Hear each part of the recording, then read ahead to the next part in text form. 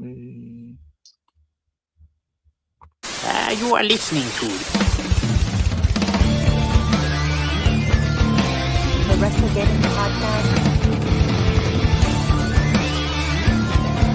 The WrestleGeddon podcast.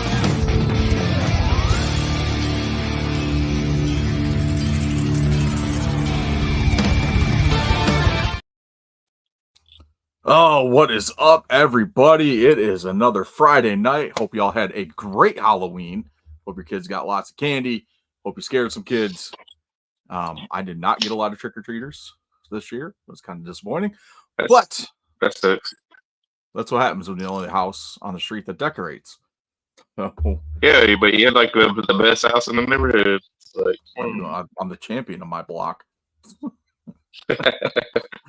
But I, of course, am your host, Chris the Heat Matthews. He's the Tennessee Jesus, Carl Carlson. Welcome to the WrestleGeddon podcast. This week, we've got on tap Crown Jewel happening tomorrow from Saudi Arabia. We got SmackDown on right now. We've got results from Halloween Havoc. We've got some Hurt Syndicate news coming out of AEW this week. A whole bunch of stuff going on. So let's go ahead and we'll jump into it a little bit. How's trick or treating with your kids? It was good. They trick or treat, so they said they wanted to stop, and I was like, "Hey, sure you want to stop?" Because when I was little, I didn't stop, but they wanted to stop, and free candy. They got a bucket full, and they were fine. Nice. Yeah, how did my kids do? Kids went where? Oh, they made out like freaking bandits, man. Let me tell you. They went over to our friend's house trick-or-treating in their neighborhood because like every freaking person over there decorates for Halloween and hands out candy. And my wife's like, yeah, these people are setting up tables outside and got like bowls on the tables and like all this other stuff. I was like, damn. So their buckets were overflowing when they got home. Then there's a lady couple blocks away from us that gives out like these big like those vinyl like nylon type bags or whatever they are, like the gift bag type things with like snacks and toys and other stuff in there. So they made out pretty good. Unfortunately, Zatanna and Xavier got megaphones from that lady. So yeah, little toy megaphones. Jimmy Hart. Yep. That's what I'm gonna steal them next year. Gonna hide one for Halloween next year so I can get them like Jimmy Hart. Get them. Yeah, get your jacket. How did Terracon go? Terracon went pretty good. We got less people again than we anticipated, but I mean it's a Sunday and there's a couple other events going on around the armory that we checked that I walked to try to hand out flyers, and there are less people at those than there were at our event. Yeah, it wasn't really a great day, and we didn't really plan. We didn't know Central's homecoming was that weekend. We forgot about the state fair, so we were like the last day of the state fair. It was wasn't bad. It wasn't terrible. Wasn't bad. We didn't lose as much money as we did last year, so we actually kind of came out even this year. So it wasn't too bad, at least so far of what we calculated. But did you do better than last year as far as attendance? I'd probably say about the same. So, okay. All the vendors again were super nice. They were completely cool, and they're like, "Yeah, we'll come back next year." So, like, there's a lot of people, and then a lot of the vendors were really cool about everything that's going on. They're like, we saw the ads on Facebook and Instagram. Like I put flyers up all throughout downtown Durham, like the weekend before. So, I mean, we did the Geek and Grub Market in Raleigh for their Halloween thing. A couple weeks before our event, handed out almost 300 damn flyers. So, I mean, it's not like we didn't promote it. But we made some good connections. The Geek and Grub Market, the Variant, which is a big cosplay website, so they do a lot of stuff with the cosplay community in the area and the other conventions. So we did pretty good making relationships with them. A couple of our guests said they would love to come back again, so it was good. So one guy, the screenwriter, he's like, I'd love to do this every year. He's like, this is kind of fun. He's like, I know you guys can get the traffic that you wanted. He's like, but he's like, there's a lot of good people in here. So yeah. So we'll see. It's kind of some ideas for next year. Yeah, kind of hard to compete with the state fair and homecoming, Central Homecoming. Yeah, that's a lot going. And it kind of sucks because the way that the Durham Armory does their bookings, like you have to be invited to a lottery that they do at the Armory. So you got to sit there and wait for them to call your number, and then you pick your date that you want. So I spent an entire day there over the summer trying to get our date for next year. So next year we'll be back October 4th. So it's a Saturday. Okay. And what they do after people select their dates are invited to this lottery, whatever's left, they put up on the website. Like they open it up on their calendar on the website for people to take them. So that's how we ended up with 2 Sundays, is it was just what was left. So, yeah. But hopefully next year with the Saturday and being at the beginning of October, it'll be better. So, yep. So, it'll be good. That should be fun. So, awesome stuff. Well, that's Halloween week, but Halloween's always a good time anyway. A lot of compliments on yard decorations and stuff. Kids had fun. That's what counts. So, but you know what else is fun? Random Band entrance theme. Who the hell put this on so random? For fuck's sake!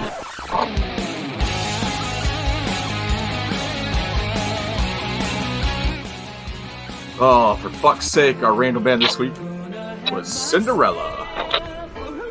And we're looping. There we go. Got to turn off the loop. It's always.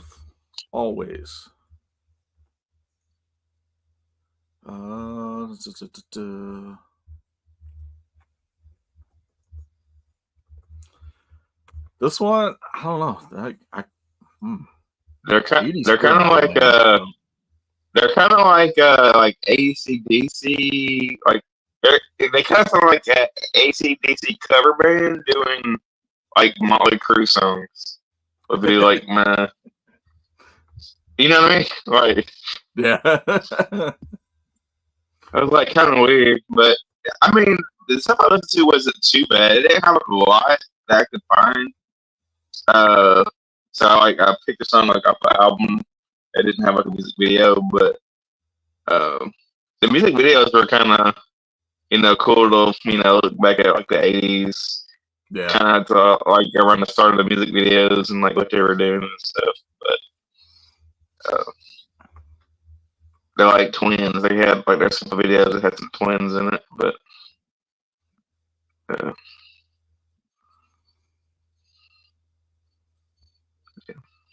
I don't know. What was your thoughts, Chris? Your new favorite band? No, not at all. So like I said last week with the working at Sears and the coworker I had, that's pretty much if he was there opening in the morning and you come in midday, that's all you were listening to was hair metal. So yeah. I've heard a lot of Cinderella and Motley Crue and Rat, Poison. Yeah. What the? Where's this at?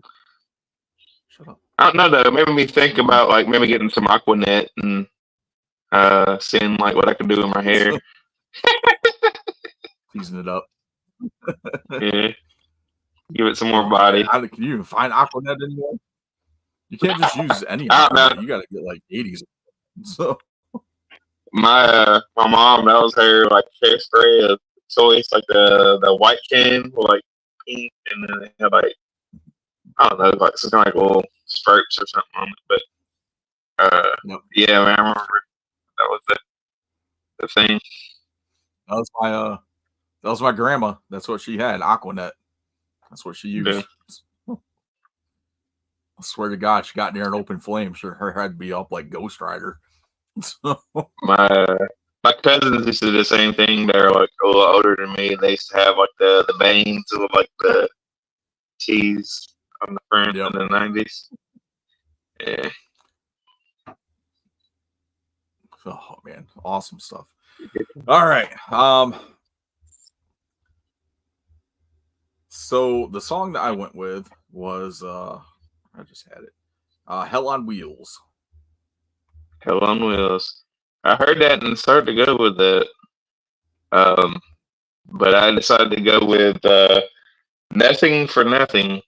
And it's not the Nothing for Nothing that you're thinking of, but it's another song called Nothing for Nothing. Which is another thing with Cinderella. They have like a lot of songs that have names that make you think it might be another song. Yeah. Because like you hear Nothing for Nothing and you're like, you think that like nothing for nothing is nothing. You gotta have something.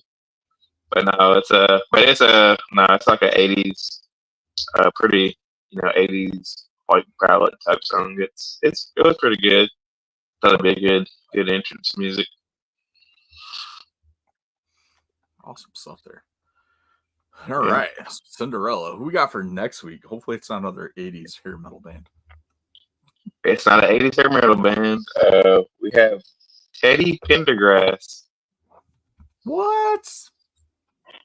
Yep. Teddy Pendergrass. Yep. So now we're gonna want to fuck our opponent again.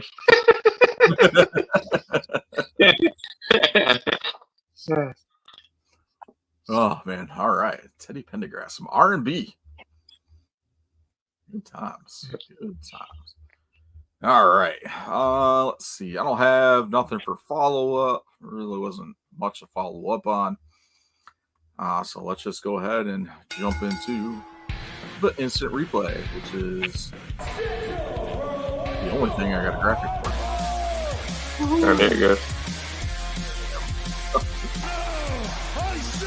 Oh, all right.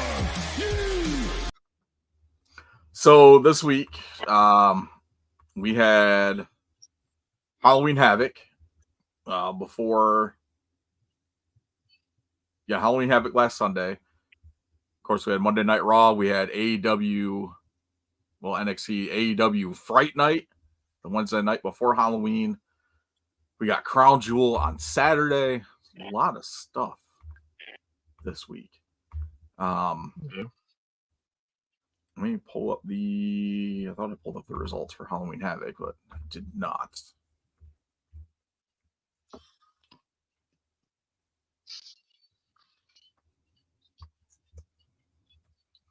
Apparently there's a Halloween Havoc soccer tournament. Oh, really? Yeah. That's what came up. All right. Like pro soccer? I don't know if it's like Major League Soccer. I didn't click on it. I just saw it when I was typing in the Google search. All right, so not a big card for NXT. Usually not. It's usually like 5 or 6 matches. So we had a card 5 matches. We kicked off the show with Tony D'Angelo defending the North American Championship against Oba Femi, which was a pretty solid match. This was a tables, ladders, and scares match. Of course, tables, ladders, and chairs. Tony D ended up retaining with some help from the family. Yeah. I thought this was. I'm surprised. Yeah, I'm surprised by the outcome. You kind of have a good pay-per-view when you're surprised by the outcome. Yeah, because you really think that they're going to give the title back to Oba Femi, but it's like nope, we're keeping it on Tony D, which played into Wednesday's Fright Night. Tony D and the fam were backstage, and they get a phone call, and it's none other than Nunzio telling Tony he's going to see him in Philadelphia. He's like, and they're going to have a conversation about how family handles business. So, pretty excited for that one since NXT will be at the ECW arena next week. What else we have? We had the tag team match with Julia and Stephanie Vacure taking on Roxanne Perez and Cora Jade. Julia and Stephanie retained on that one.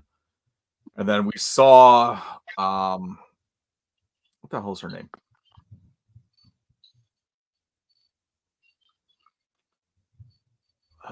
Why can I not remember her name? Zarya.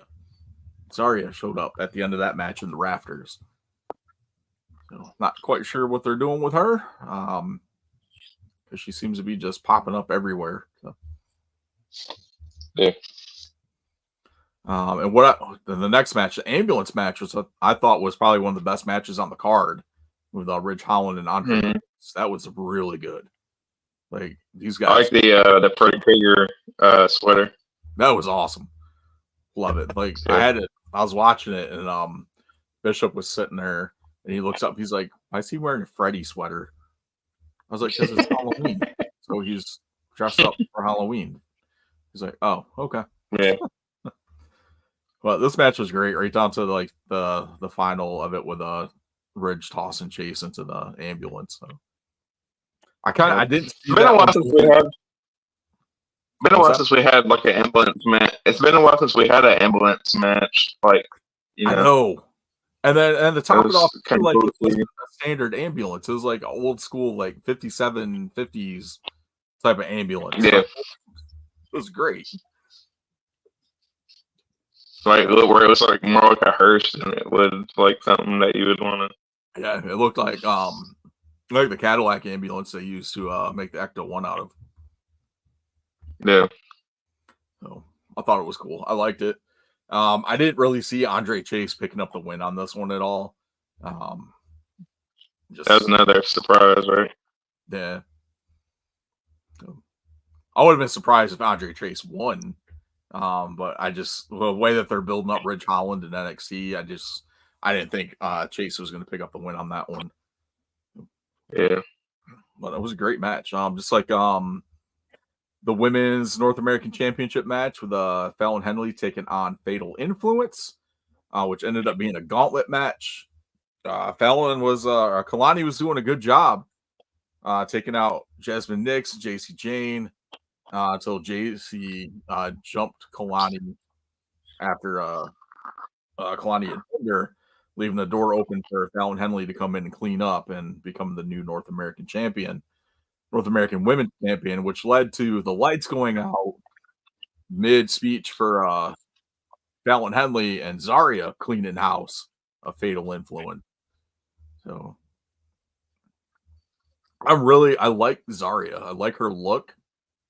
And she's going to be a beast in NXT and eventually up on the main roster. She reminds me a lot of she's got a great mix of like Beth Nix, Taya Valkyrie, and Bull Nakano.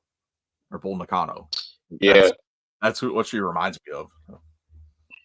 The whole like women's division in NXT is starting to get up there again to where, you know, like they got a lot of really, really good talent. Yep. And you know, I'm surprised they haven't started to push a few of them up to the main roster, but yeah, I don't know. Maybe we'll see after Mania. They might do something. I can see them popping up. What's her face? Not. What's the Latina chick that's on there? I can't remember her name. It's not Elektra Lopez because she's already on SmackDown. Jesus Christ. Roxanne Perez? No, Roxanne needs to be pulled up too. Like she's. Yeah, she's. If I'd pick somebody to go up, I would definitely pick her to go up. Oh man, I cannot remember her name. It'll hit me in like 20 minutes, and I'll be like, "Oh shit, that's what her name was."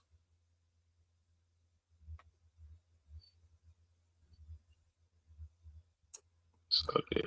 It'll come back to me. But yeah, I think she's pretty solid. She's the one like the former MMA fighter, all that too. She's had that like,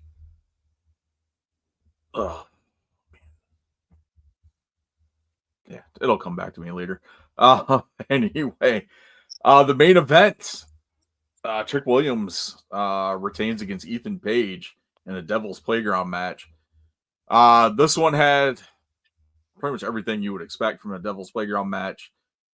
Trick retains, and he gets jumped by Ethan Page and Ridge Holland. And who makes the save? Bubba Ray Dudley, which is spawned off of Ridge Holland interrupting him twice earlier in the night and disrespecting, which Bubba thought was, Ridge being disrespectful to him and to Dave LaGreca and, his radio show and stuff. And then Bubba told him, like, you got two. He's like, one more, and it's going to be a different conversation. And then, he got involved with Trick and Ethan Page's business, and boom. Which leads into NXT this week, this past Wednesday, with Trick Williams calling out Bubba and asking him to be his partner in a tag team match against Ethan Page and Ridge Holland. And Bubba declines. He's like, I want to take that spot from someone that deserves it more than me. He's like, I've had my time in the light, like, let somebody else have it. But then it turned into like a beatdown later in the show, and Bubba finally like, you know what? He's like, Trick, you still want that tag match? He's like, I'm your partner. Let's do it. So you have Bubba and Trick versus Ethan Page and Ridge Holland in the ECW arena. So I would not be surprised if one of those two guys goes through a table. If not both Ethan Page or Ridge Holland. A pretty solid week for NXT. What's that? Think Devon to make an appearance? I don't know. We Bubba Ray like Devon.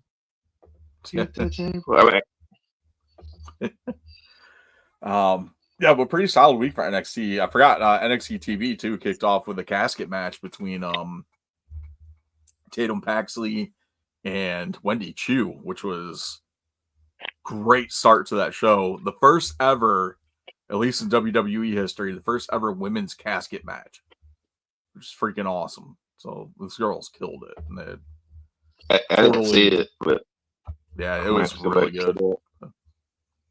They did a great job. So, because that's like those two spots, like the opening spot and the main event, are like the two like high potential spots. So to kick off the show with the casket match, and they ran with it and did their thing. So props to Tatum Paxley and Wendy Chu. You know what? I forgot TNA was this past weekend too. Yeah. Apparently Chris Bay got injured like pretty badly.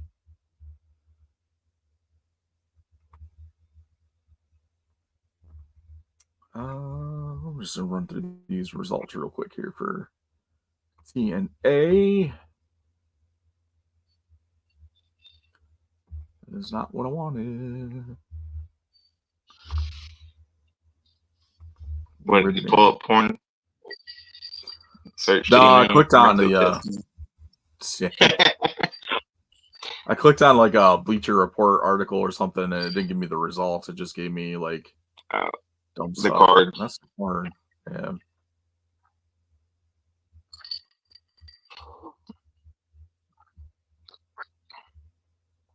Why can't they just give me like actual results? I don't need to read like a whole ass article. Yeah, I didn't see it, so I didn't did get a chance hear to watch that Hardy at all. So. did pretty good. I think they're tag team champions again, right? Yeah, Hardy's won the ladder match, picked up the tag titles. That's when that's how Bay got injured, was in that match. Joe Hendry unfortunately did not defeat Nick Nemeth due to outside interference. I believe Kazarian had got involved in the match. I'm trying to remember what I read, and then JBL showed up and took out Hendry. Yeah, that's why I saw it on TikTok. I saw JBL. I saw JBL coming out on TikTok.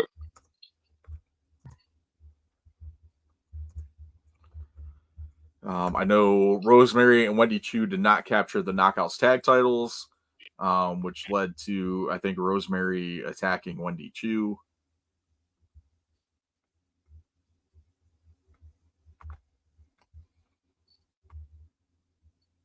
Oh my god, I don't need fucking play-by-play for everything. Kazarian won the Call Your Shot Battle Royal. So he gets himself, will have himself a shot whenever he wants at the TNA title.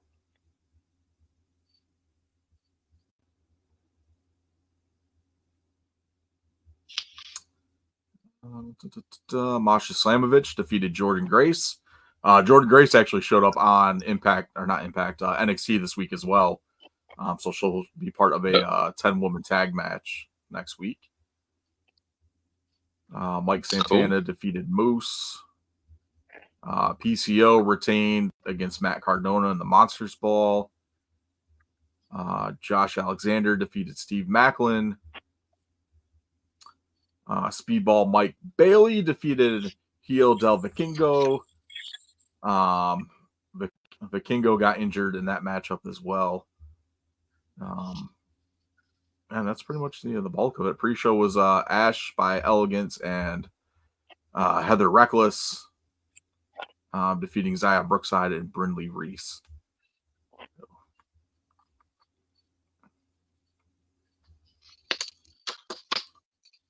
A lot of pretty solid matches on here, and from the highlights I've seen, the pay-per-view actually looked pretty good. So if you haven't seen it, definitely go back and check it out. I'm gonna try to set some time aside to watch that. All right, so there was that. I did not get a chance to watch Monday Night Raw this week, so I'm not too keen on everything that happened. I know Dom beats Damian Priest to be the number one contender for the world title. Yeah, Finn Balor, when they announced that he was taking on Damian Priest, like Finn Balor kind of seemed like he was upset, so it seemed like there might be teasing like some sort of Finn Balor, Dominic Mysterio beef or something. And they had that too, where I saw like the thing that they released like after Raw with the backstage segment with Finn telling them, pulling JD aside. He's like, I thought we agreed we weren't going out there. And they're going through all this other stuff, and he's like, our focus is on the tag titles and keeping those tag belts. Yeah, you had the Usos on there, and then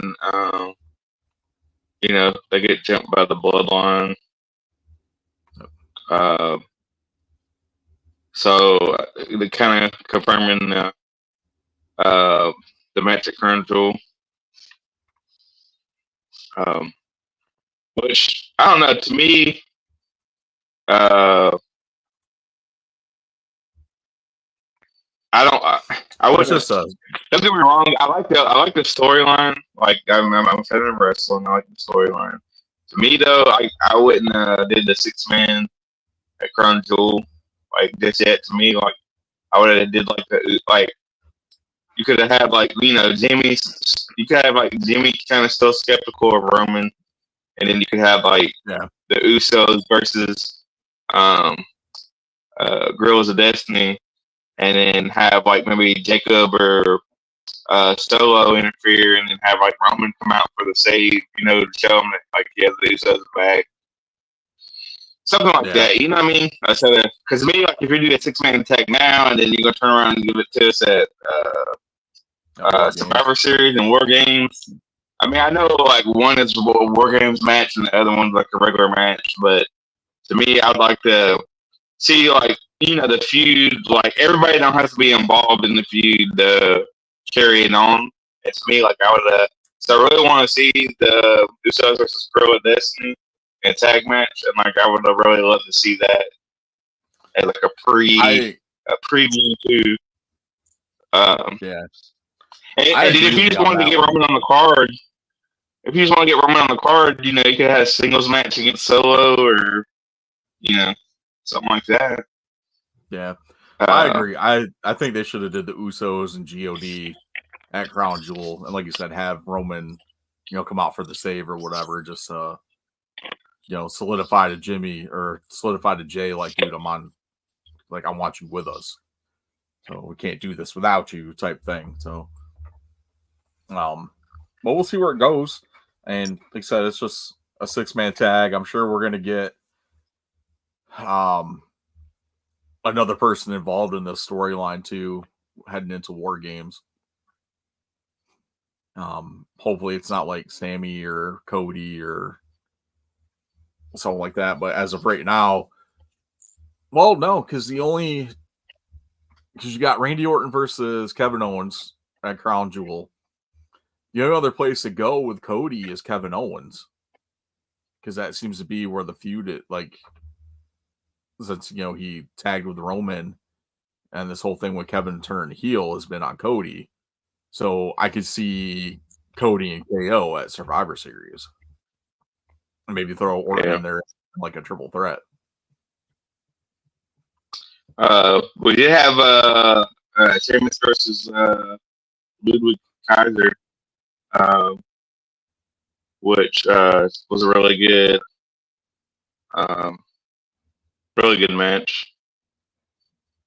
Ludwig is one of those guys that, like, when they first debuted Imperium and NXT, he's like one of those guys you kind of slept on. And since he's been on the main roster, I would probably say not since he's been on the main roster, but since they split up Imperium and moved Giovanni to SmackDown, and Kaiser's just been kind of doing his own thing, like still kind of like, backing up Gunther, but still doing his own thing. Like, Kaiser's become one of those guys to watch and going into the future. Like, he's a phenomenal talent. Like, in ring, Mike, he's just great.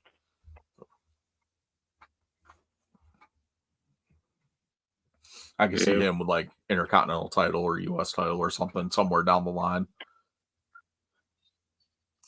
Yeah. Trying to think if there's like anything else of like any like real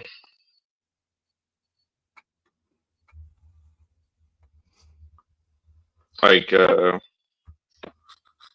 any kind of real importance that I can't really remember. But I'm glad Dominic got the win for the number 1 contenders match. Yeah. I've been saying that. Did you see Dominic doing that meet and greet with the cosplayer that was dressed up like Dominic? Mm-hmm. And R-Truth retweeted that picture. He's like, I told you. He's like, Nick, where's your Facebook? I can't find you no more. I put that in the group chat. That's right. That's where I saw that. Yeah. So freaking hilarious. It was that's pretty funny. There was an R-Truth segment. What was it? Oh, it's him and Miz. Oh yeah, him and Miz. Happened. Miz got abducted by the Wyatt Six. Yeah. And they released a TikTok of Scarlett telling Cross, like, hey, Miz just got taken. And Cross is like, by who? He's like, the Wyatts. He's like, oh. Well, how long ago that happened? Scarlett's like, about 20 minutes ago. She's like, we need to go. Yeah. Like, we need to go help him. He's like, do we? So he's like, all right. So, oh man, that's awesome. And that's I was listening to Wrestling with Freddie Prinze Jr. and he was talking kind of about like his uncertainty of the Wyatts feuding with the Final Testament. But I don't think the feud, like, I kind of see what he's saying, because like the Final Testament hasn't really been booked into a position where like they're a threat, like a major threat, compared to say like the Bloodline or the Judgment Day. They're just kind of there.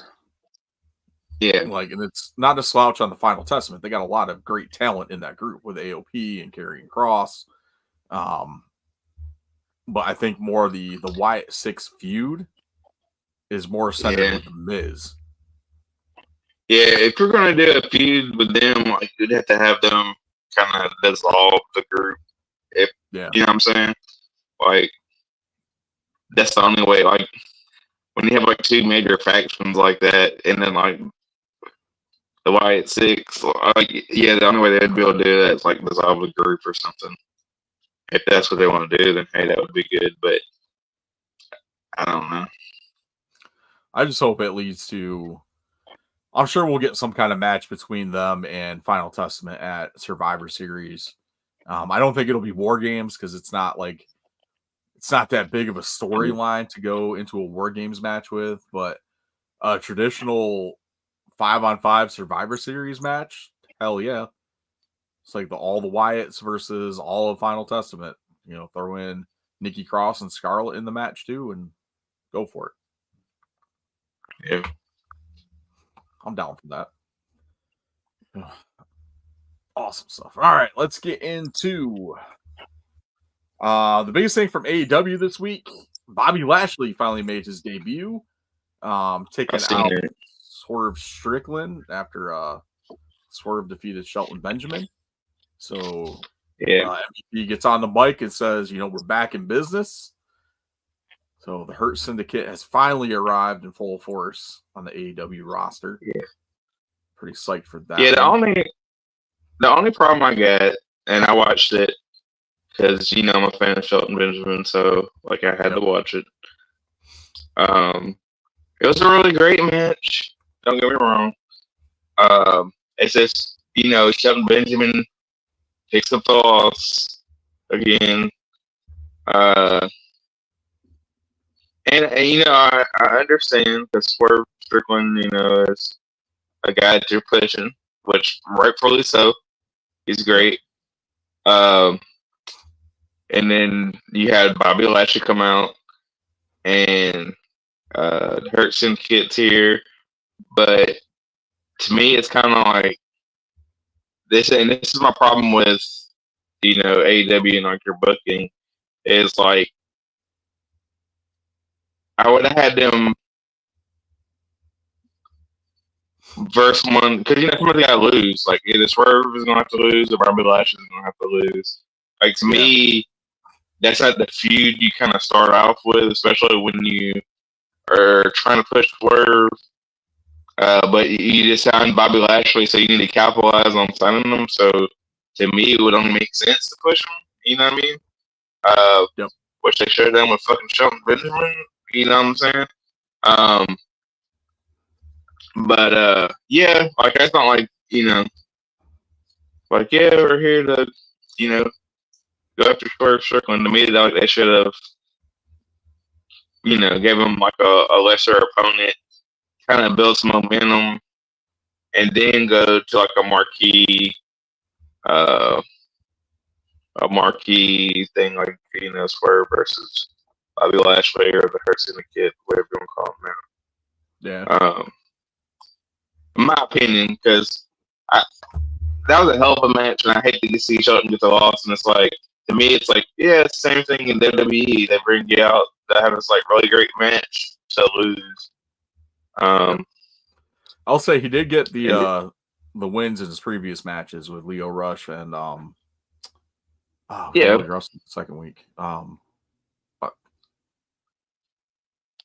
can't remember who he wrestled last week, but it was they're great matches.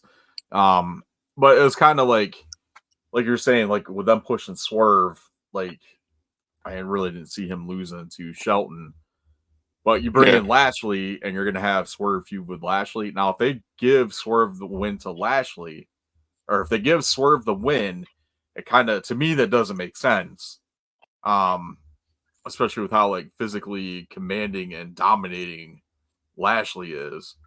Especially his debut match in AEW, definitely should pick up the win over Swerve, whether it's clean or not. I don't think it's going to damage Swerve's popularity at all or any of his momentum going into this match or after this matchup. You don't think so?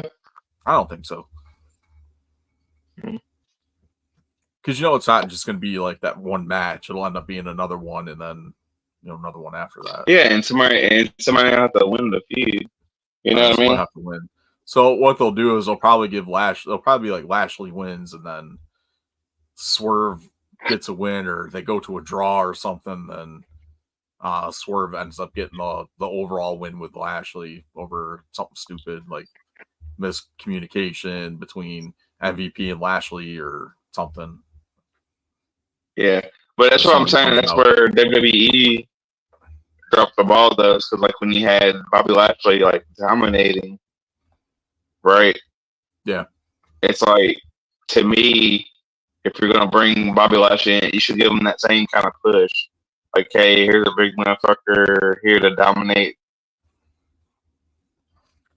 You know what I'm saying? Like, he don't need the interference to win. You know what I'm saying? Like, Swerve, yeah, like, keep popularity with him, and like continue, especially to give Bobby Lashley like some kind of interference or something like that to win. Where, to me, like, if it was me and I was the booker, like, I would have had the Hurt Business come in and kind of go on like an undefeated streak, build their momentum, then have the Swerve Strickland kind of feud to where, like, oh, it means something. You know what I mean? Yep. I don't know. That's just my thoughts on it. Yeah, I mean, it kind of feels like it needs to be something bigger than just like, we're a few weeks out from Full Gear. Let's finally debut Lashley. I know they've been kind of building this between Swerve and the Hurt Syndicate with, the stuff with Prince Nana and MVP and the last few weeks before Swerve finally came back to TV. But I am kind of interested to see where they're going to go with this and what they're going to do. Hopefully they don't drop the ball on Lashley, because you're talking about, like you said, someone that was like incredibly dominant in his last WWE run. And you're talking about the man that held every single TNA title at once, like all the men's titles. Like the as much as I hated that, like I look back on it and was like, it made sense to do that, but it was just just could not irritate the shit out of me at the time. But the other big thing coming out of Dynamite this week, Private Party finally wins the tag team championships off the Bucks. So congrats. Yeah, that was Party. So very much needed. Yeah, absolutely. Hopefully we'll see how long they keep the titles, though. That's the other problem. And Moxley's group, which apparently Moxley filed a trademark for the name Death Riders. So I'm assuming that's going to be the new stable name going forward. But they beat down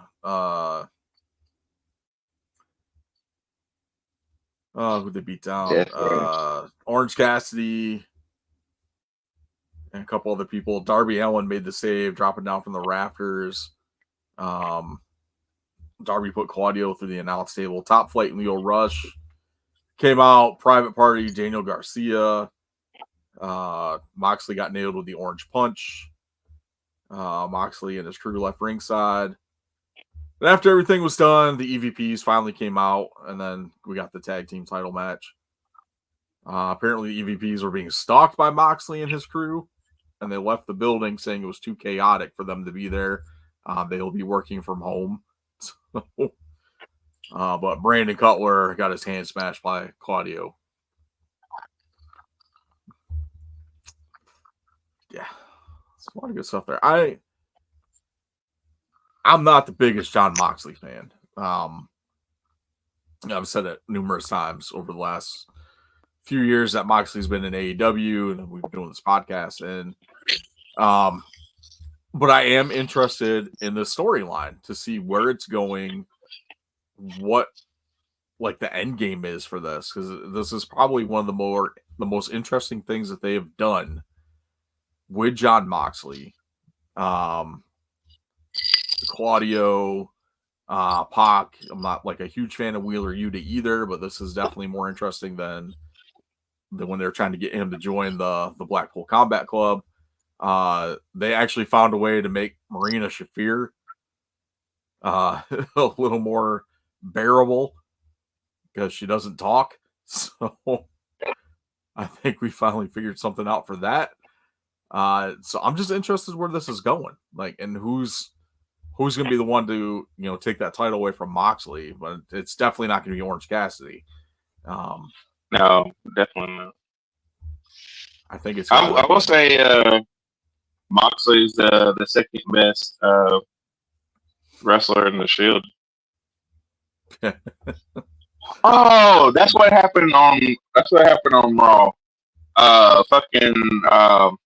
Seth Rollins and Bronson Reed had like a big huge fight. Oh yeah. I don't know if you saw it on TikTok.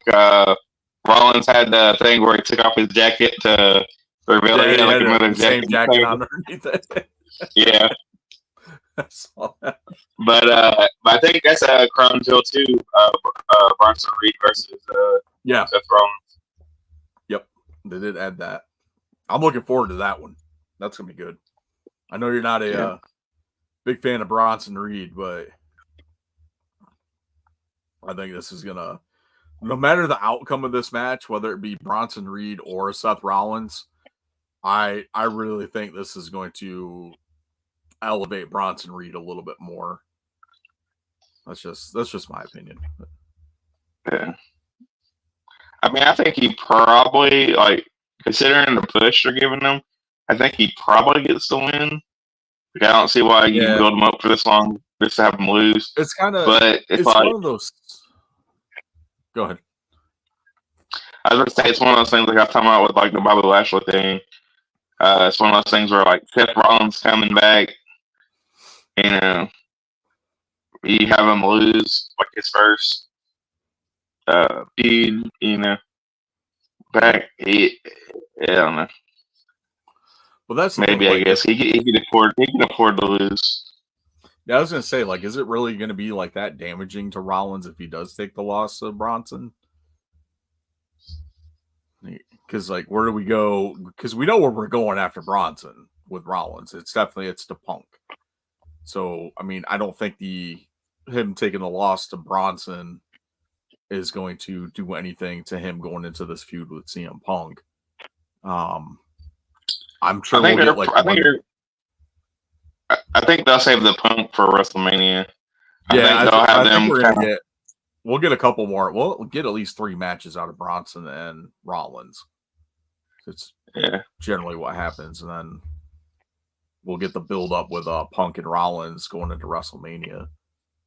Yeah, but my feelings is like either Rollins or Punk will probably do something together in the Rumble.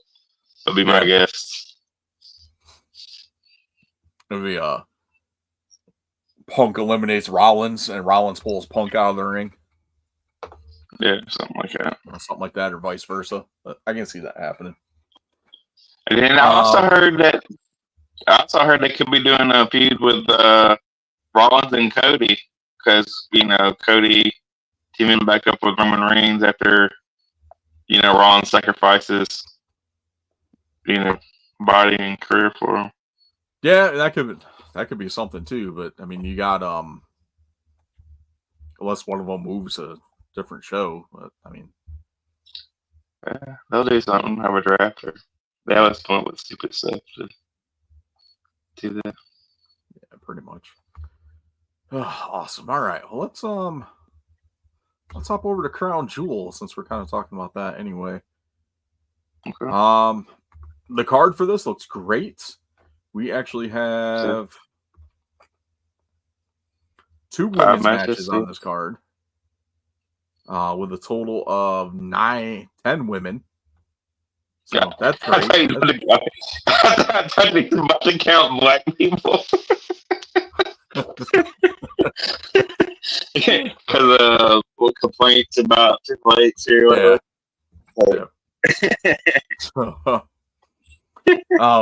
Run down this card real quick. We'll do some picks. We got Randy Orton versus Kevin Owens. We have Fatal 4-Way for the Women's Tag Team Championships with Bianca and Jade, Team BJ, defending against Damage Control. The Metaphor with Lash Legend and Jakara Jackson, and Chelsea Green and Piper Niven. Seth Rollins versus Bronson Reed. Triple threat match for the United States Championship with LA Knight versus Andrade versus Carmelo Hayes. That's got match of the night written all over it. I don't care what anybody says. Nia Jax versus Liv Morgan for the Women's Crown Jewel Championship. Men's Crown Jewel, Cody versus Gunther. And then you had the 6-man tag match with the OG Bloodline taking on the new Bloodline. Whew. So it was announced today that the Crown Jewel titles will be staying in Saudi Arabia. The winners will get a Super Bowl type ring in place of the championships. It's kind of stupid, but what a fucking joke. I'm not surprised considering that they were made specifically for the Crown Jewel event. Well, I mean, what's the point of the belt? Yeah, like you're ready to hold it up. Let's say, like, leave it there. I'm gonna hold it up. Let's leave it here. Woo! Congratulations. Wear it next year when they come back. So, but all I got to say is, whoever wins that belt better defend it next year. It's not gonna happen if they're leaving it there. If it's completely different champions next year, it should be a triple threat match. So, the Crown Jewel champion versus your two WWE champions. So it makes sense to me. Like, you can't just give someone the title and then next year the whole thing doesn't make sense. So the whole other thing don't make sense. And then plus, another thing to me that doesn't make sense is you have champion versus champion. So if I fucking win, I'm gonna be like, well, I'm the fucking champion. Give me your belt. You know what I mean? Like, I just fucking beat you. You know what I mean? It's like, I just beat you, motherfucker. First thing I did, on the Raw after, is like, hey, if I'm Gunther or I'm Cody, like, hey, I beat you. Let's have another match for the actual title this time. Yeah. Oh, awesome. All right, let's kick off some picks here. You got Randy Orton versus Kevin Owens. Orton's pissed because of Kevin's actions against Cody and turning on Orton and everything. So this one is going to be a great match to begin with. Yeah. Both these guys can fucking deliver in the ring. It's either way on this one. Like, I'm not going to be upset at the outcome. Yeah, it's like, I'm trying to remember. I'm trying to think like who would need to win more.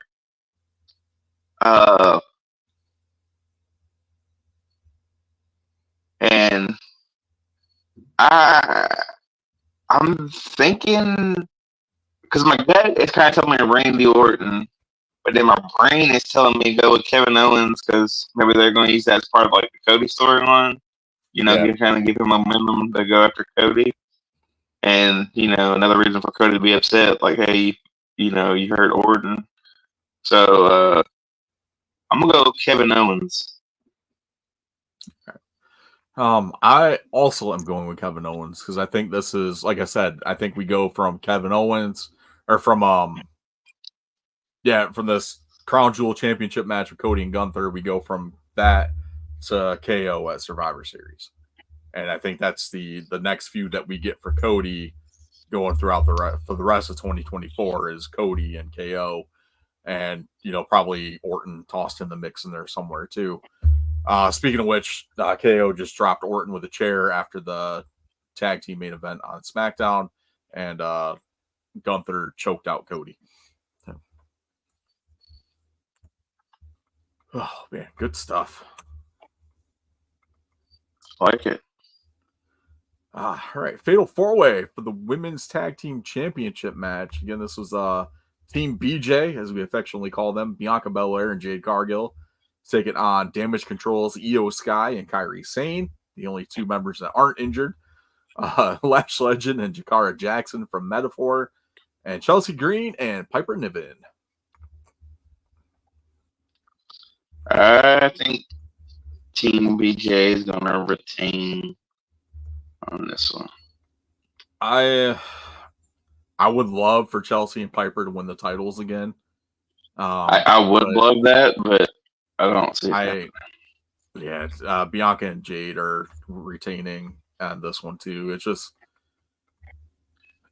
I mean, it's not time to split them yet. That's the thing. So yeah, if it was closer, a Mania match. Yeah, if it was closer to WrestleMania, I could say maybe they lose the titles, and it kind of, but I don't see them losing to maybe Survivor Series or the Rumble or Fastlane or something like that. And whatever's between Survivor Series and the Royal Rumble, when they go into the Rumble. Yeah, Fastlane. Fastlane don't exist anymore, I guess. Yeah, it's just like you said. If it was closer to Mania, yes. But it's just, I don't see them splitting them now. But then again, like, it could be a huge boost for Jakara Jackson and Lash Legend picking up the tag titles. It would be a huge boost, but to me, like, Team BJ is kind of money with the fans, and I think you kind of want to keep their momentum kind of going and have them win. Yeah, I think the only other team, the fans are pretty much behind Damage Control as well. They get a pretty good reaction when they come out, and same thing with Chelsea and Piper. They seem to get a decent reaction from the fans also. I know I'm a big fan of Piper Niven and Chelsea Green. I think they make an awesome tag team. But yeah, but I definitely. But you're right. The money's with Team BJ. But then again, they screwed us over the last time they were tag champs. They're like, oh, they're going to retain. Have we went the same on each match so far? Yeah. Damn it, Chris. Seth Rollins and Bronson Reed.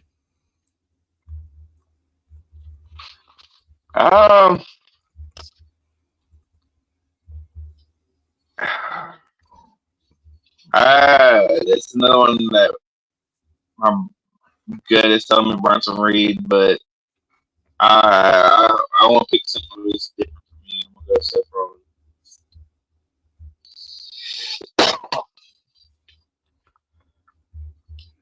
I'm definitely going with Bronson Reed. That's just me.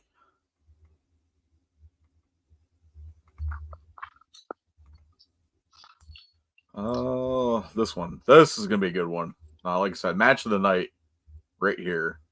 Triple threat for the U.S. title. LA Knight versus Andrade versus Carmelo Hayes. I'd be very surprised if we picked the same person on this one. I'm going to pick Andrade. You know, take Andrade. I'm kind of torn between LA Knight retaining and Carmelo Hayes. I think about putting the title on Carmelo Hayes. That would be good. Yeah. It's like this matchup, though. Like, there's not like a single, like, I can see all three of them winning this match. And, like, I don't know, because this is technically the best of 7. This is the final match between Andrade and Carmelo for their best of 7 series. We just had that thing where the LA Knight got shoved, so LA Knight demanded, to take on both of them. So yeah, and this could be the opportunity. LA Knight loses the title. Say Carmelo pins Andrade pins Carmelo. Like, LA Knight doesn't, have to take the pinfall. So, oh man, it's tough. But I'm gonna go with Melo because Melo don't miss. Okay, that's a good choice. I like Carmelo. It's tough, like, because all three of these guys are great, and it's like, they're all three kind of deserving of the belt too. Yeah, like, because Melo would benefit hugely from a title. Yep. Andrade, I think, is kind of earned it, in my opinion. Like, since he's been back, he's been putting in the work. And he re-signed with you, so like you think like you'd at least kind of throw him something, Yeah. And then LA Knight, the last couple of years has been money. And has put on pretty entertaining matches and stuff. So all three are kind of deserving of having a belt. And that's how you know you have a good match, is when you can't decide a winner. But I'm gonna go with Andrade. All right. They just made a sequel for Gladiator? Yeah, you didn't see that? I was gonna talk about that in okay. And right. What's it called? Sorry, I got distracted. I saw it, was like, what the fuck is that? Like, okay. Yeah. All right, back to this. Yeah. We'll talk about that later. Women's Crown Jewel Championship. Your favorite women's wrestler, Nia Jax, taking on Liv Morgan. Yeah. It's one of those things like who I think and who they should definitely be Liv Morgan, right?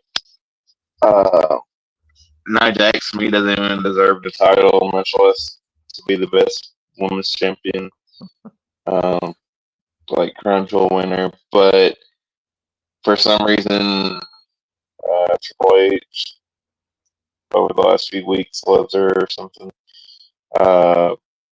My guess, if it was me making a guess, I would just think it's one of The Rock's demands for him fucking showing up.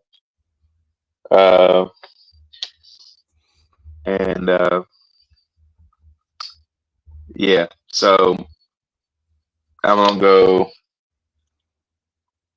Liv Morgan, just because I like them for Liv Morgan. She was on the Logan Paul podcast this week too. Oh, really? Check that out. Yeah. I'm going with Nia on this one. I think Rhea's going to get involved,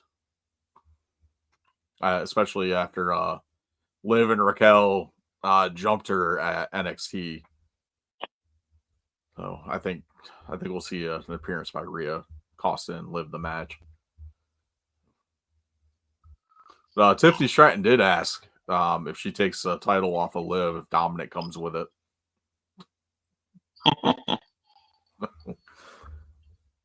Oh, man, awesome stuff. What else we got here? Men's Crown Jewel Championship, Cody versus Gunther. This is going to be a pretty good match, too. I won't be upset at either if either one of these guys win. So.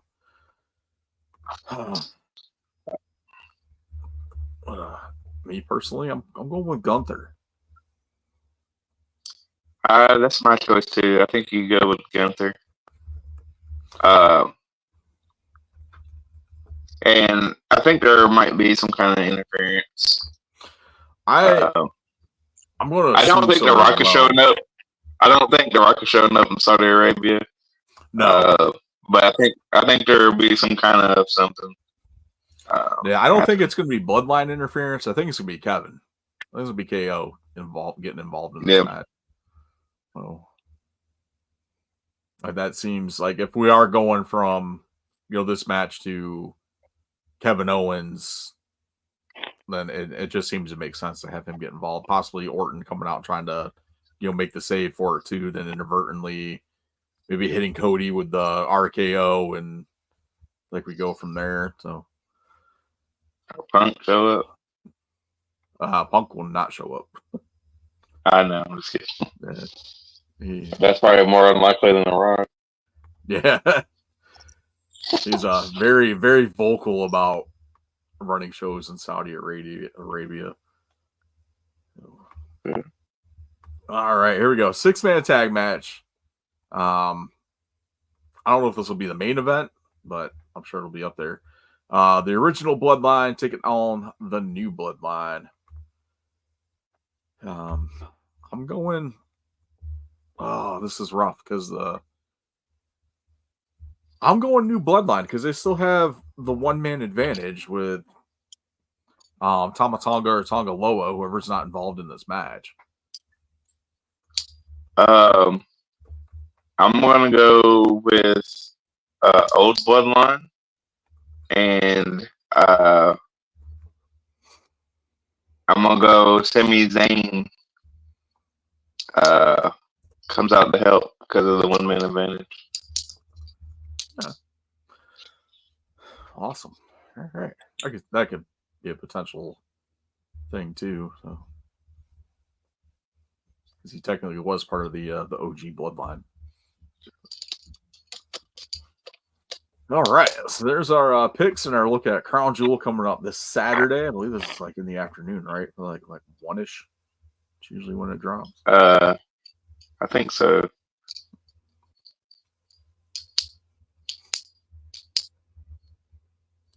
It doesn't say on here, but yeah, I'm sure. Some point in the afternoon. They usually don't run in the morning.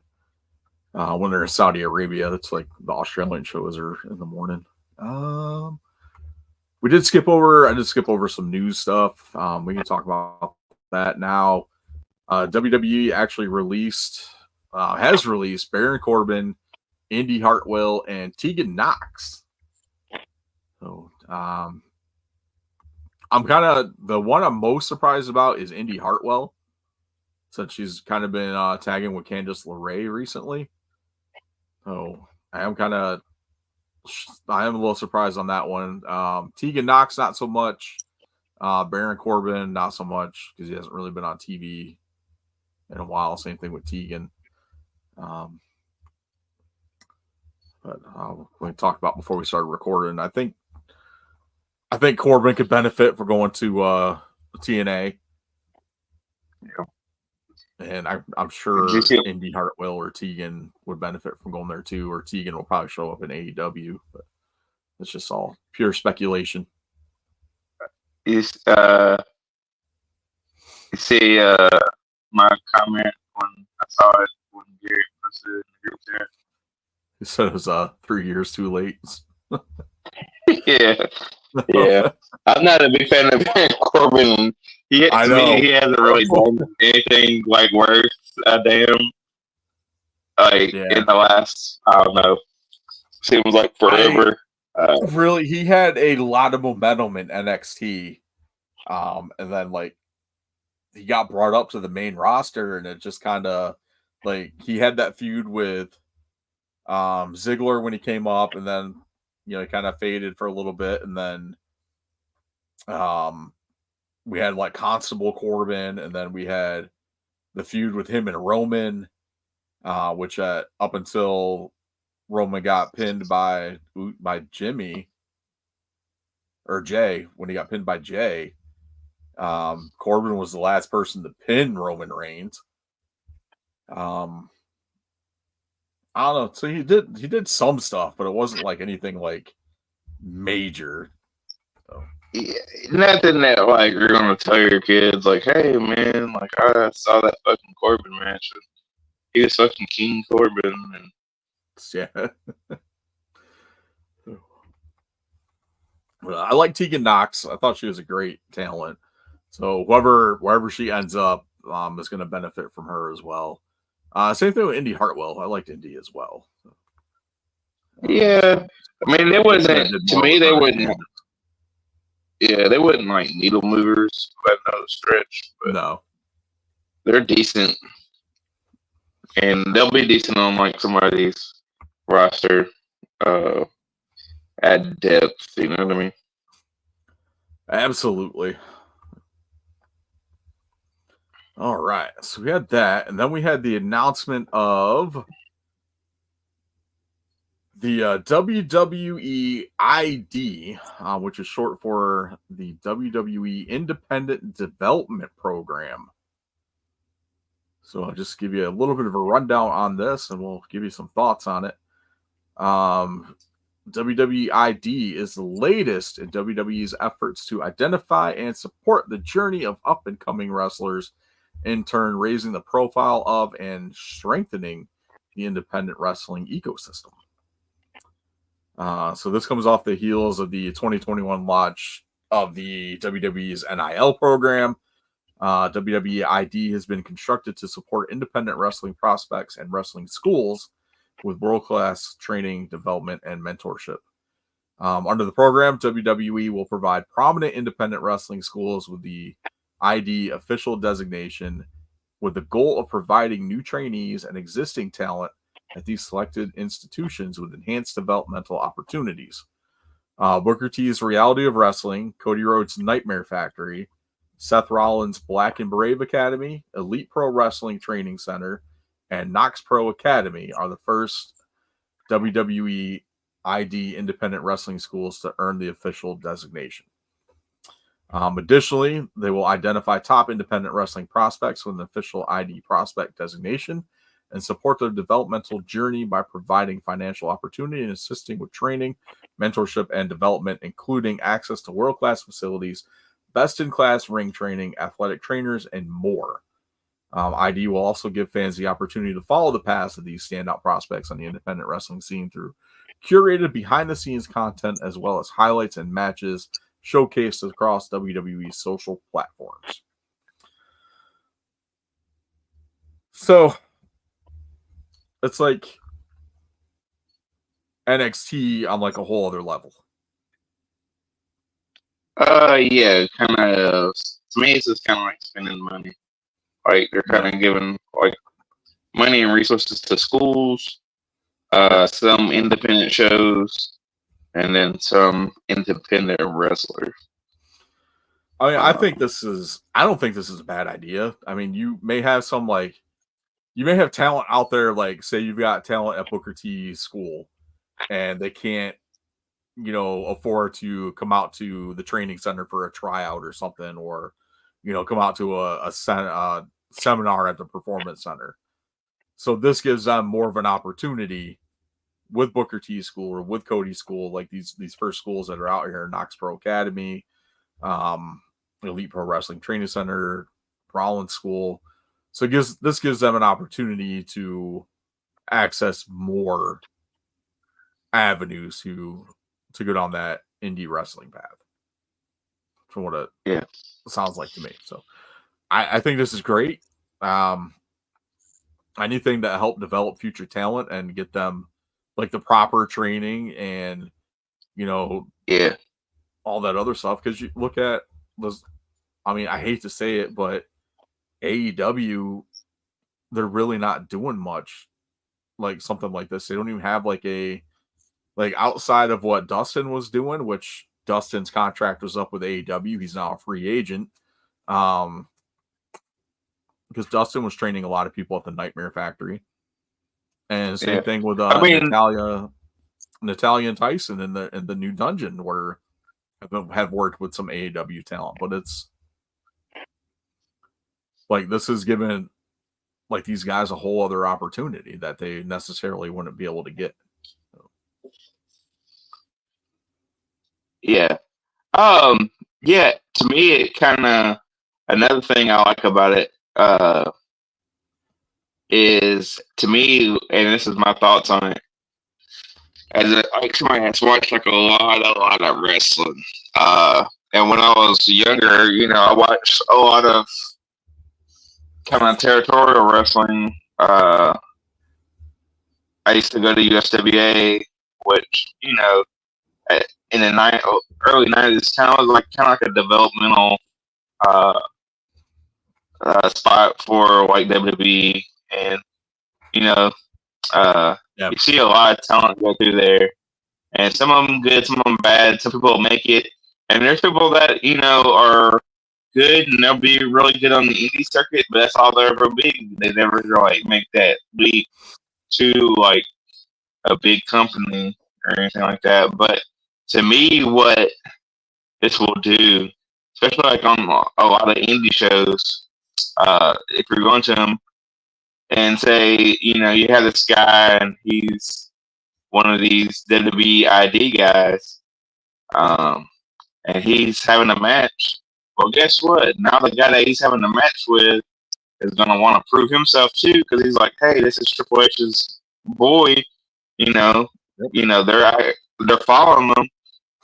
If I have a really good match with him, then I might get recognized. You know what I mean? Like, then there might be eyeballs on me. So it gives like like another incentive to have like really good indie show matches. You know what I mean?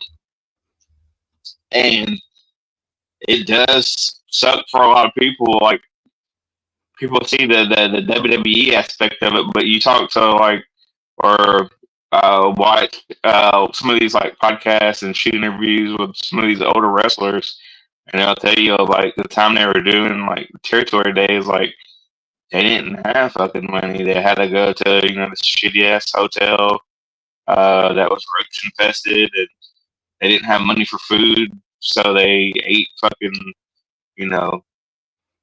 raw potatoes, stuff like that, just because you get paid $20 for a match, and that's all you get paid. Like on the undercard, you may have gotten a hot dog and a handshake at the end of the night. Yeah, but if if he was the main event, you get your $200 or whatever. But a lot of those guys, man, like they were doing it for the love of it, and sometimes the love of it doesn't pay bills. So who knows how many people like we lost, out on just because they were a good carpenter, or they were a good plumber, or they got promoted to manager of the grocery store they had to work at to make ends meet to do the career that they were on. You know what I mean? So, or had kids and didn't do it because their significant other didn't want them to waste all their money wrestling all day. So I think it's good, and I'm glad they're doing it. It doesn't say anything about them, getting the contract to going into like NXT or anything like that. So this could be a potential benefit for AEW as well too, because like if these guys are going through this program and they're ID'd as prospects, they're getting all the support developmented by WWE, and they're like, okay, well, and if they end up getting cut from the program. Like you have these guys that have this great training now that could be a benefit to AEW's roster, could be a benefit to TNA's roster. It's one of those things. Like I do not see a negative with this at all, as far as the overall impact on the wrestling business. Yeah, and there's going to be people out there that are going to say, "Oh, well, this is just a way for WWE to make sure they snatch up the best independent talent, blah, blah, blah." I was like, well, my thought on that too is, okay, so like, how is that any different than like the Yankees going and watching some college kid play or some high school play, kid play trying to recruit them? So that's the history. That's the history of WWE, how they got to where they are now. They fucking find talent, pay them to come in, and fucking make superstars out of them. You know what I mean? Like everybody that they grab, like you know what I mean? Like of course, like they had like a few homegrown stuff, but no, they saw this dude named Hulk Hogan, and they're like, let's bring him in. They saw these kids named the Rockers, they're like, let's bring him in. Yep. They saw this dude named Macho Man fucking wrestling in Memphis. They're like, let's call him up. See if he'll fucking come. You know what I mean? Tell him to bring Jimmy Hart with him. So a lot of those territories, top talent. So I mean, but you're looking at Junkyard Dog, book them. Yeah, I mean, I just don't see, like I said, I don't see a negative with this. Like, so what if Johnny Jones is one of the best independent wrestlers, say coming out of New Hampshire, and he ends up becoming an ID prospect at the Elite Pro Wrestling Training Center. So what's going to happen is he's going to be given all the tools that he needs to succeed, and helped out by WWE. Like what he decides to do with those tools is on him. So if he doesn't pick up and go and run with it, then I don't know what to say. So, but I just think it's reaching out and giving these schools that benefit under the WWE banner with this program is just, like I said, it's gonna be a benefit for all of wrestling.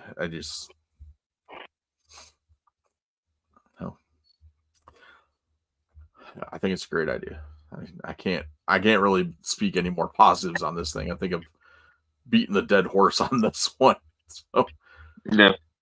I think those are like some of the biggest things coming out of this week. Oh, Vince McMahon apparently is looking to start a new entertainment company with some former WWE executives. Let's see if I can find that article here real quick. Is it like in the sporting world, or? I am not sure. I just happened to see it, and I didn't get a chance to read it yet.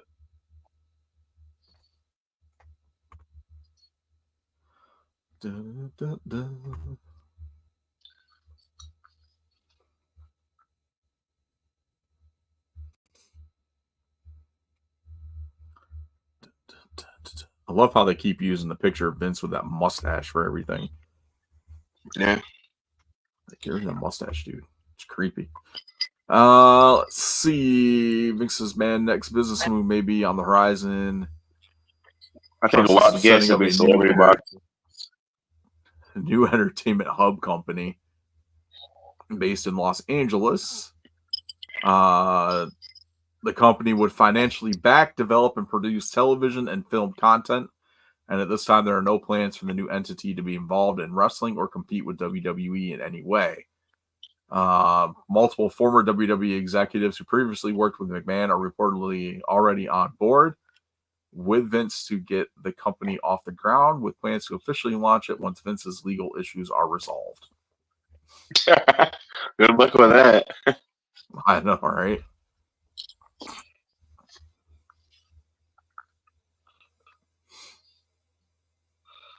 Okay, so I mean, I don't know.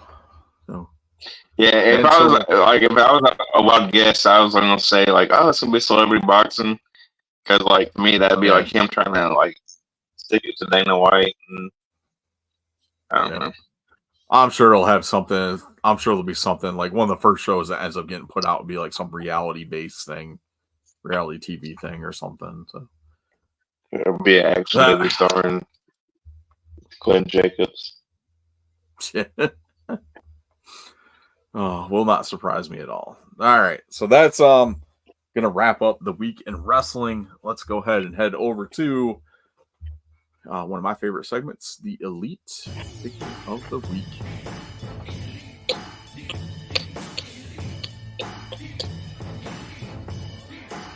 The Elite. All right, this is a fun one. I found this Cody Rhodes as Casey Jones from the new Wave 2 of the TMNT WWE mashup. So pretty psyched for this one. I like Cody. Casey is one of my favorite side characters from the Turtles. Especially the cartoon, the original cartoon Casey, where he was like a freaking psychopath. It was awesome. But I thought this was pretty cool. And it's probably like the closest we're getting so far to the mask that Cody wore at WrestleMania. Obviously, it's not the exact, but it's a little hockey mask.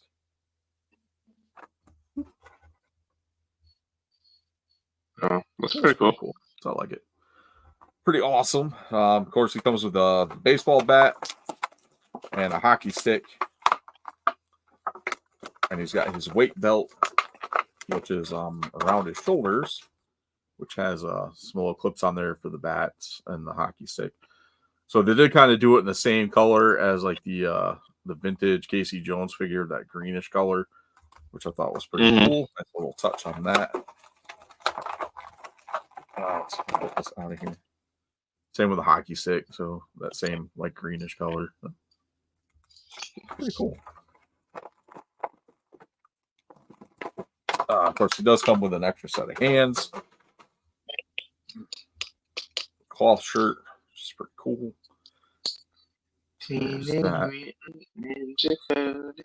So the weight belt, and he's got the little clips on there on the back for the hockey stick and the baseball bat. Throw this on.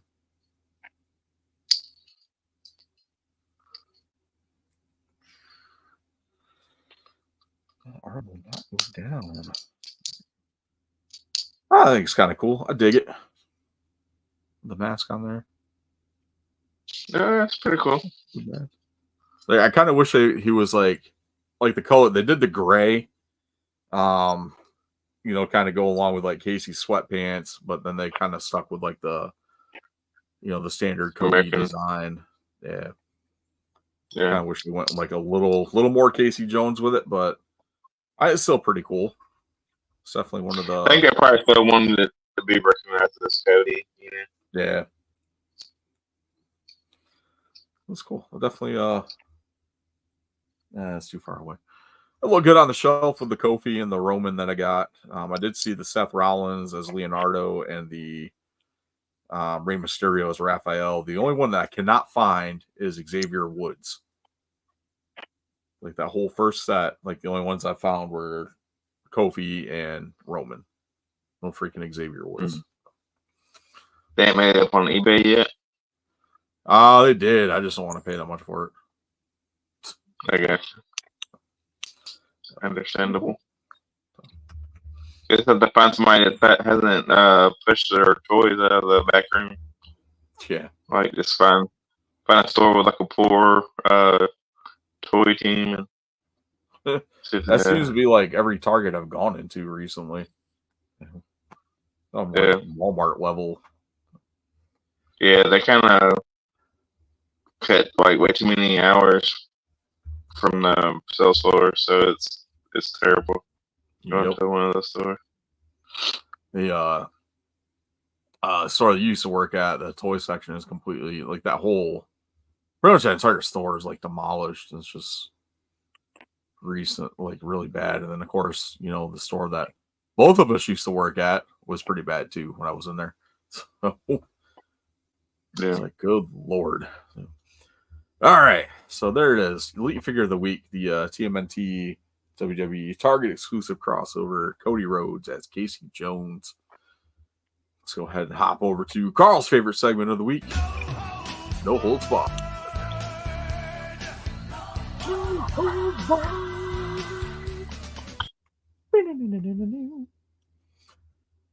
All right. Dodgers won the World Series. I saw that. You saw that. Props to the Dodgers. At least that wasn't the Yankees winning again. Yeah. I'm not a huge Dodgers fan either. But, when's the last time they won a World Series? Who? The Dodgers. Not too long ago. Okay.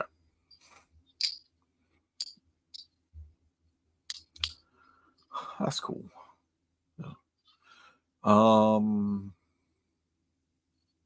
Has something I was going to talk about. I forgot about it.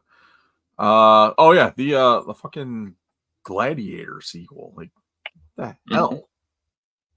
I saw that, and when I first saw it, because when I first heard about it, because I watched a lot of YouTube, and it was like something that was like reference, and I can tell my wife, I'm like, Gladiator 2. I'm like, you talking about like a movie that doesn't need like a sequel, like,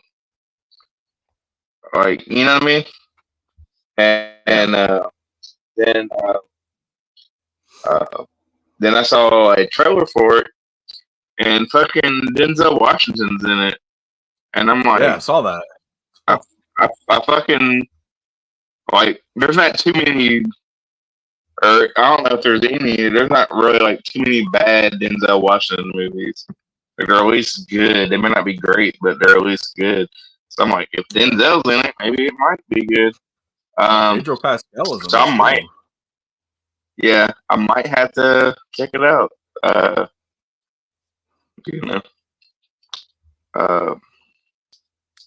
a. I saw the first one. Like, it's not one of those movies that like I go back and rewatch. I mean, I've seen it more than once, so it's good enough to where you've seen it multiple times in your life.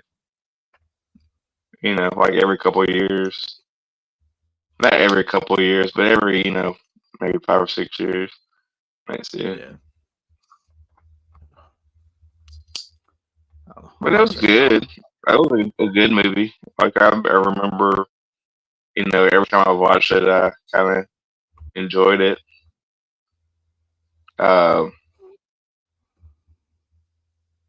you know, it was kind of like in that era of like hero movies where you kind of have like Gladiator, like Yeah. Patriot, Braveheart, a lot of like Huh. men fighting evil by themselves. They did release a trailer too for the new Star Wars live action series, The Skeleton Crew. I'll have to watch this a little later. Cast on this is pretty. I haven't good. seen Jude it. Law.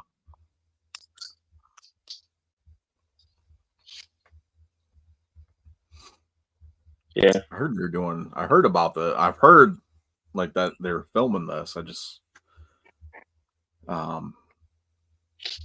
think it's the first trailer they dropped for it, so I don't know if I have to check that out. I've been a fan of the live action Star Wars series. Like, I think they've all been good. Even the last one that they did with the twins that ended up getting canceled after one season, which sucks because I actually thought it was pretty good. It's a different story than what we're used to getting for Star Wars stuff. So, fickle Star Wars fans. I don't know. I haven't. I tried to watch The Mandalorian and I couldn't get into it. But I mean, I did like Rogue One.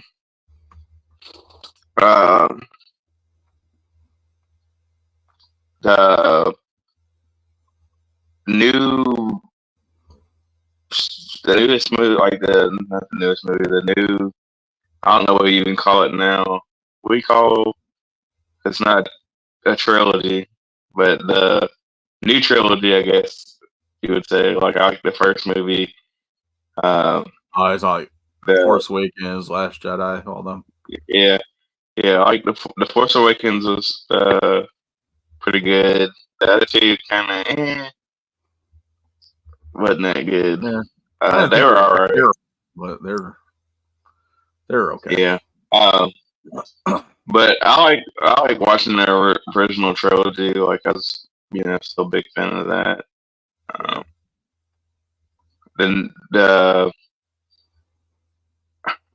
don't know how to fucking describe it now. I guess like the first 3 episodes is, I guess, like the middle age trilogy. I mean, they were all right.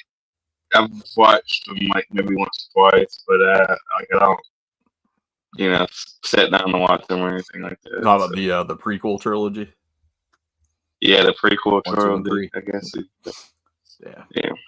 I don't know. I like the first one was the Phantom Menace. Like I remember being hyped about it. I watched it. I thought it was good. The best part to me was the fight scene between Darth Maul, and Obi-Wan. And that was like the best part of that entire movie. Yeah. What was the second one? I remember seeing the trailer for it, and I had been a Star Wars fan. I liked the original trilogy, collecting the toys. And they're like, we're doing episode 1. I remember seeing the trailer and they show like Darth Maul doing a double lightsaber. I'm like, man, this is gonna be so great. It was alright. Like, I think I enjoyed it as a kid, and then kind of going back as an adult, like, it probably wasn't the best. Is this nostalgia for you? Because you're a fan of the original, you know what I mean? Yeah. I did like which one episode was episode 2, the Attack of the Clones? Yeah, Attack of the Clones. Was episode 2, episode 3. I I do like episode 3. Probably out of the 3 of them, I thought that one was a little better. Just personal opinion. Take the high ground. Yeah, I got my kids doing that now. He's got the high ground. You can't win. So, oh man, a lot of good stuff. Trying to think if there's anything else. Apparently Deadpool Wolverine is supposed to hit Disney Plus November 12th. Is what I've been seeing, so that's great. Since I didn't get to see it in the theater, so I will watch it on Disney Plus. The second Joker movie completely bombed because they decided to try to make it a musical. Yeah, totally stupid. The first one was kind of okay. You know, I kind of enjoyed it, but you know, kind of weird having Joker without Batman type thing. Yeah. I didn't watch it. I didn't have any desire to watch it. And then I don't know. To me, like the Harley Quinn. I saw they were doing Harley Quinn. I'm like, I think they're gonna miss the point of the cartoon because, like, even like with the Harley Quinn and the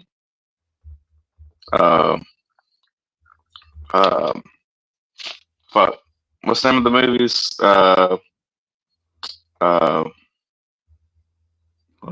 Suicide Squad. Suicide Squad. Yeah, there you go. Yeah, Suicide Squad.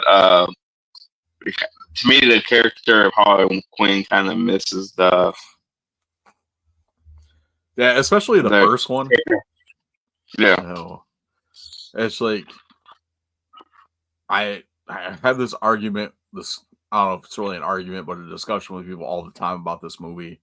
Like, oh, the first Suicide Squad was so good. I was like, no, like there's a lot of stuff that they screwed up in that movie. Like, if you actually go back and look at the history between Harley and Joker, like they completely warped it for this. It's like you got Joker that's willing to do anything to get Harley back compared for this movie compared to, you know, the Joker from, you know, the animated series and the comics that just sees Harley as a distraction to help him get away from the situation. Like, dude literally pushed her out of a helicopter to get away from Batman. Yeah. Like, Joker doesn't give a shit about Harley. So, like, you try to explain that to people. No, it's not like that. Yeah, it is. Go read the comic. Yeah. Go back and watch the animated series. Because, like, you want to talk about the actual origins of Harley, that's where that started from, was the animated series, because she was created for that show. So, yeah. Ugh.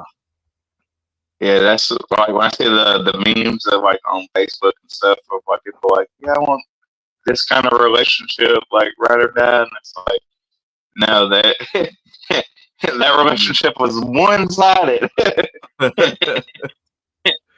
Yeah, you don't want that. So trust me. Oh man, you'd be better off with a Jack and Sally relationship. At least he actually gets it at the end of the movie. So. Yeah. Oh man, awesome stuff. Fortnite had their big live event today. I watched that with the boys. So they're going back to their Chapter 2 map with a little bit of a twist. So they took over Times Square for this huge event. Basically, we got live performances from Ice Spice and Snoop Dogg. Okay. So, which are being added to Fortnite as characters.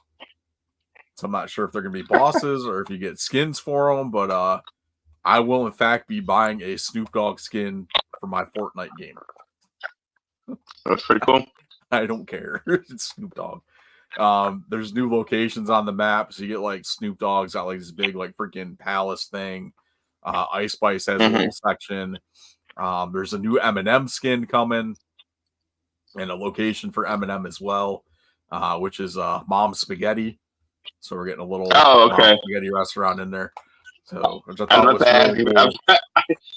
I was about to ask you if it was the rapper for they don't have M&M's, like the yellow nut M&M's. And they, I think they teased the return of Travis Scott with a new skin in this one as well. So, the boys, Xavier's like pumped about this. Like he loves playing Fortnite. He missed out on like a lot of the older maps, so for him to go back and play some of the older maps and stuff, he's kind of psyched about it. So, all right, cool. That's cool. And I just discovered that the PlayStation, I think it's a PlayStation and Xbox, you can now do local 2-player. So if you have like a secondary Fortnite account, which I got a secondary one that I have on my phone, so I had that signed into the PlayStation. So now you can do 2-player battle royales on PlayStation and Xbox now. That's pretty cool. That's awesome. It's about freaking time. No. It was pretty cool. It was a pretty cool remember when all the games used to be local? Yeah.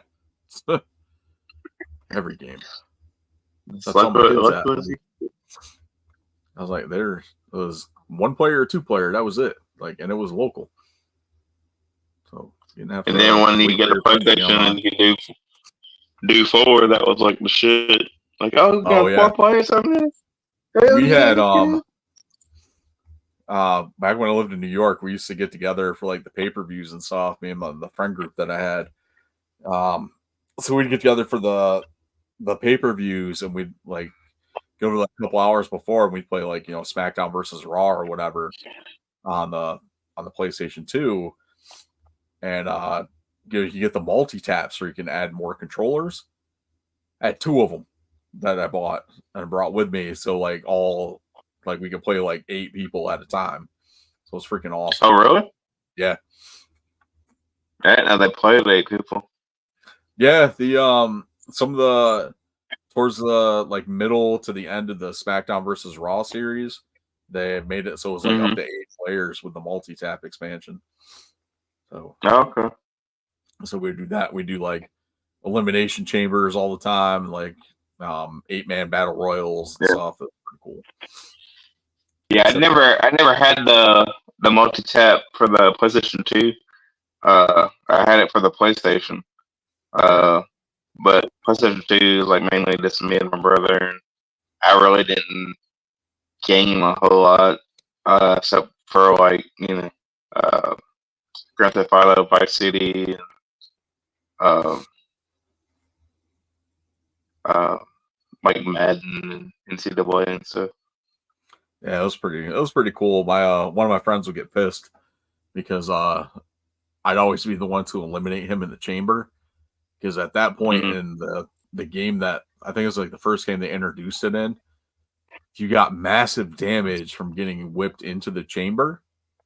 So I'd always Irish whip them into the chamber, and it would break the chamber glass. So I'd whip them into 2 of them, then whip them into the cage, the elimination chamber, and then I'd make them tap out with the Dragon Sleeper. He got pissed every single time. So it was awesome. That was a lot of fun. So we used to do all that before like WrestleMania or whatever pay-per-view we were watching. Yeah. Oh man. Good stuff. I did see on video, speaking of video games still, they released on the Switch. It's like a combo game for Halloween and Army of Darkness. So it's like a side scroller game for both of them. Find. Are you Laurie Strode or Michael Myers?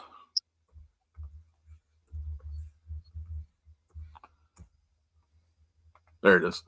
Halloween and Ash versus Evil Dead Retro Realms double feature. So it's available on the Switch, the Xbox, PS4, PS5. This game looks freaking sweet. Let me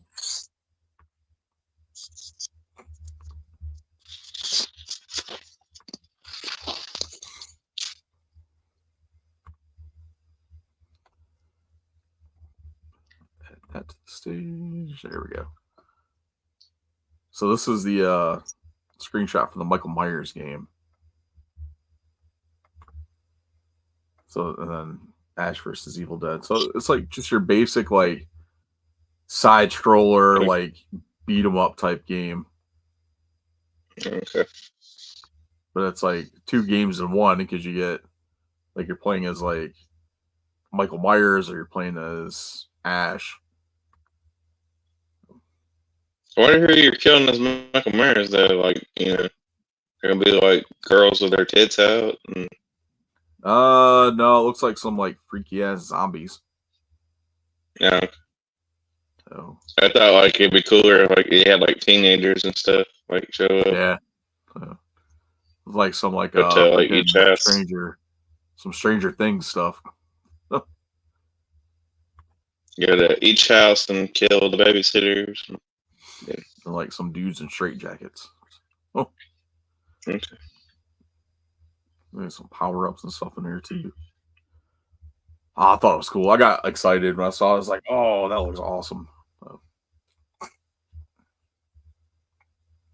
You getting it?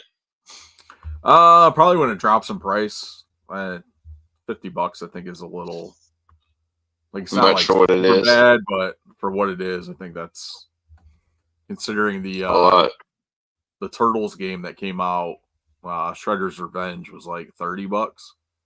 That yeah, I think it's just $10 more than what it needs to be. Yeah. Which they did drop new DLC for that Turtles game too. They added Mona Lisa and Mondo Gecko in the last update. Oh really? Yeah. So on top of Usagi and Karai 2 updates ago. So that added 4 more characters initially to you had the 4 Turtles, April Splinter, and then you unlock Casey Jones when you beat the game. So you had 6 players already, 7. Yeah. And now you got like 4 more in there, so not bad. Hopefully they add a few more. Yeah. Awesome stuff. All right, well that's pretty much all I've got for No Holds Barred. You got anything else? I mean, I'm good. All right. So I think that's gonna wrap it up here for us this week. There we go. Sick. So yeah, it's episode 257. We'll be back with you guys next week. We will go through the Crown Jewel results to picked up the prediction championship this week between me and Carl. And let's go through the weekend review, all that other stuff. I think we've got I don't think Full Gear is next weekend. I think it's in a couple weeks. Not 100% sure on that one, but I know that's coming up soon too. So yeah, awesome stuff. So this is episode 257 of the WrestleGeddon podcast. I, of course, am Chris the Heat Matthews. He's the Tennessee Jesus Carl Crossland, and we'll chat with you all next week. Later, Marks. Later.